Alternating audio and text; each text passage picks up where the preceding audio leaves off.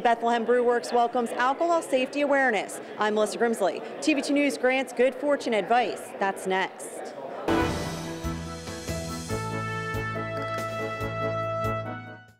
On St. Patrick's Day 2009, 37% of all fatal accidents were from drivers under the influence. This year, the Lehigh Valley Task Force is looking to lower that statistic, since St. Patty's is a day full of Celtic root festivities. Well, that's the intent. We want to lower it to make it as low as possible. We'd love to have 0%, but unfortunately that's not realistic. So any improvement over that we feel is a success, and that's why we continue with these programs. It only makes sense this year's event was held at the Bethlehem Brew Works, where fans of beer tend to celebrate.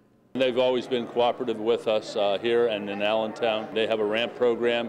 All of their employees are trained in identifying someone who may have had too much to drink, and if they do so, they will not be served. It's simple. If you plan on boozing, give up the keys. Always have a designated driver within their group. If they're going to drink and they're not able to do so, then either call a taxi, call a friend, or anybody who may drive them home. They should not attempt to drive themselves if they've had too much to drink. Is money tight? Trust us, a cab is not only safer, but it's much less expensive. You have the cost of lawyer fees, you have storage fees for your vehicle, towing fees, and more than anything else, medical fees if you are yourself injured or you injure somebody else.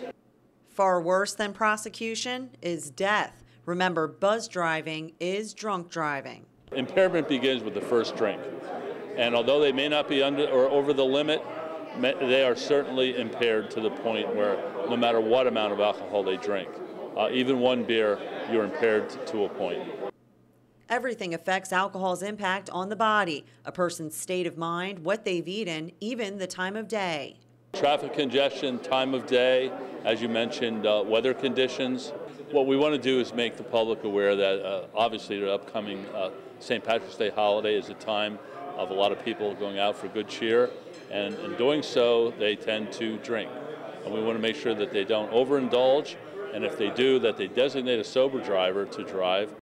To safely indulge not only goes for those behind the wheel, pedestrians need to be aware of their surroundings as well. Motorcyclists especially should be more careful. And if you're driving a motorcycle, I would suggest you don't drink at all. We're all a little bit Irish on St. Patrick's Day, and so many people do indulge, and all too often they indulge to a point that's greater than they should be. And again, that's why we encourage them to drive safely and designate a sober driver. Get a designated driver, call a taxi, or simply drink at home. It's just not worth the risk. Reporting for TV2 News, I'm Melissa Grimsley. Have a safe and happy St. Patrick's Day.